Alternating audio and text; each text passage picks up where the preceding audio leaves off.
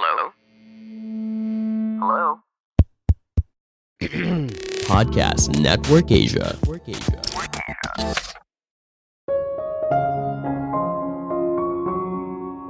Kadang kita seringkali melepaskan tanggung jawab untuk bergerak maju ke orang lain. Padahal kekuatan untuk membuat sebuah perubahan ada di dalam diri kita masing-masing. Halo semuanya, nama saya Michael. Selamat datang di podcast saya, Sikutu Buku. Kali ini saya akan bahas bagaimana cara kita bisa belajar dari kegagalan. Apakah kamu tahu bedanya antara kesalahan dan kegagalan? Mayoritas mungkin tidak. Kita seringkali merasa kalau dua hal ini sama. Tidak heran ketika seorang mengakui sebuah kegagalan, artinya orang itu siap salah. Jadi ketika muncul sebuah kegagalan, kita selalu mencari siapa yang salah, bukan bagaimana bisa jadi lebih baik lagi di masa depan. Misalnya begini, jika sebuah hasil gagal karena kurangnya usaha, maka mungkin saja orang itu layak disalahkan. Tapi ternyata sebuah hasil gagal karena orang itu overwork dan burnout. Nah, mungkin yang salah adalah sistemnya. Tapi tentu saja, siapa sih yang mau disalahkan? Siapa sih yang dengan lapang dada menerima sebuah kesalahan? Saya rasa ini hal yang sangat sulit kan? Padahal jika kita bisa menciptakan sebuah lingkungan di mana seorang merasa aman untuk mengakui dan melaporkan kegagalan, maka hal itu bisa menjadi sebuah momen yang berharga. Sebelum kita mulai, buat kalian yang mau support podcast ini agar terus berkarya, caranya gampang banget. Kalian cukup klik follow. Dukungan kalian membantu banget supaya kita bisa rutin posting dan bersama-sama belajar di podcast ini.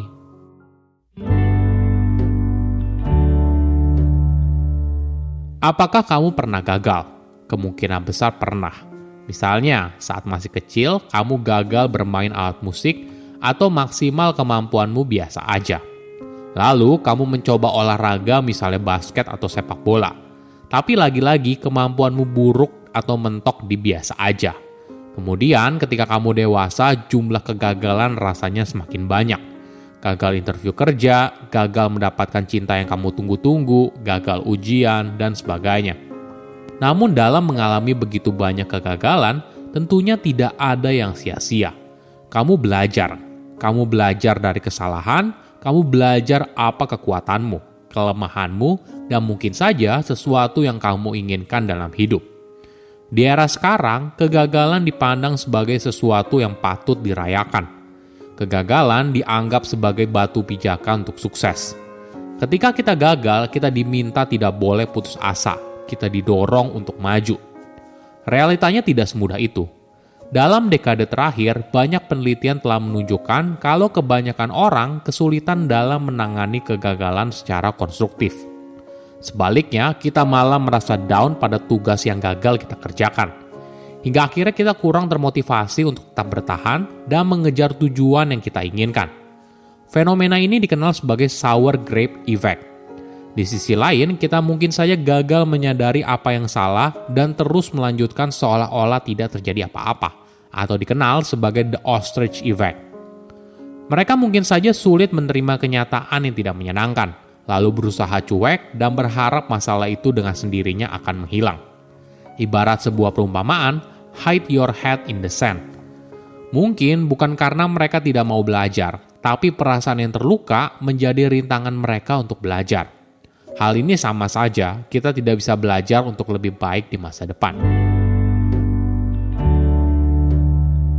Oke, mungkin kita bahas dulu soal sour grape effect.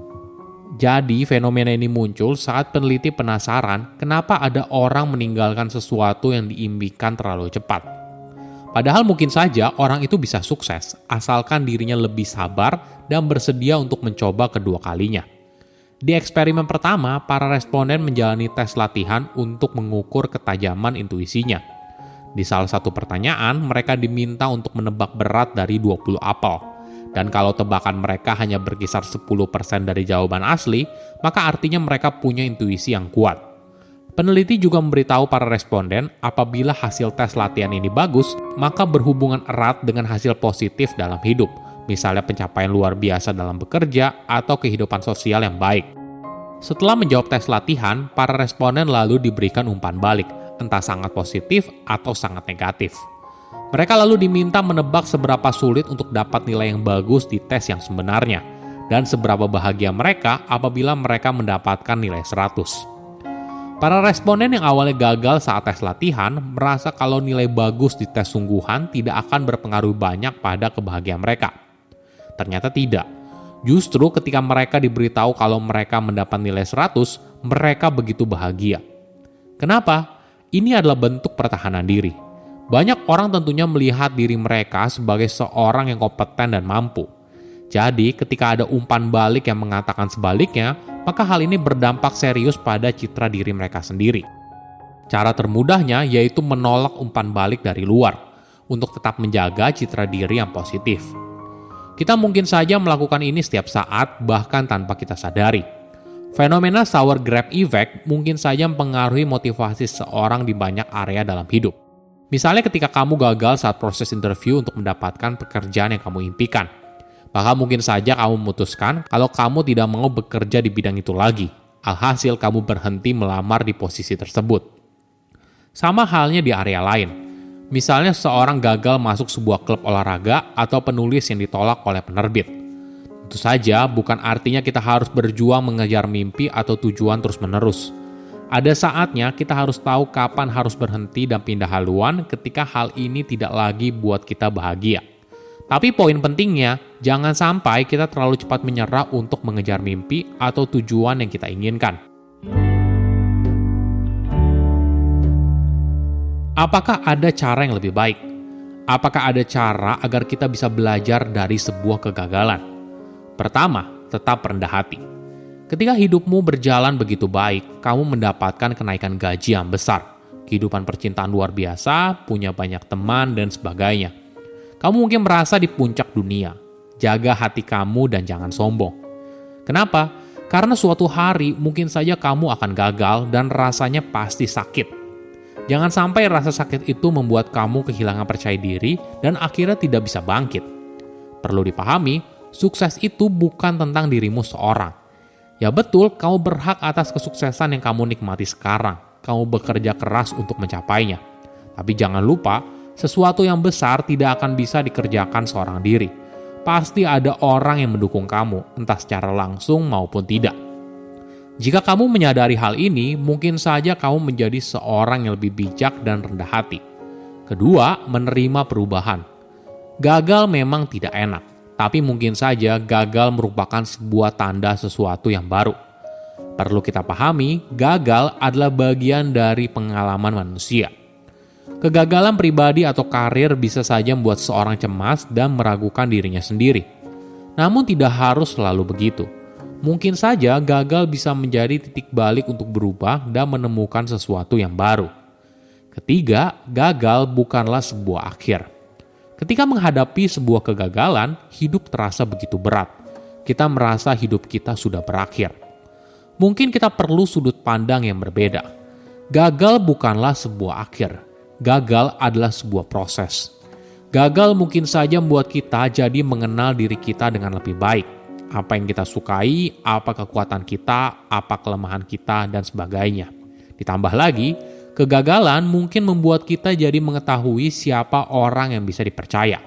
Apakah seseorang kita anggap sebagai sahabat atau pasangan akan tetap berada di samping kita ketika semua tidak baik-baik saja?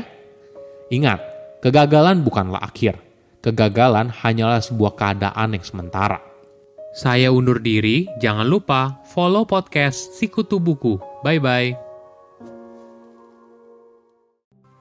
Pandangan dan opini yang disampaikan oleh kreator podcast, host, dan tamu tidak mencerminkan kebijakan resmi dan bagian dari podcast Network Asia.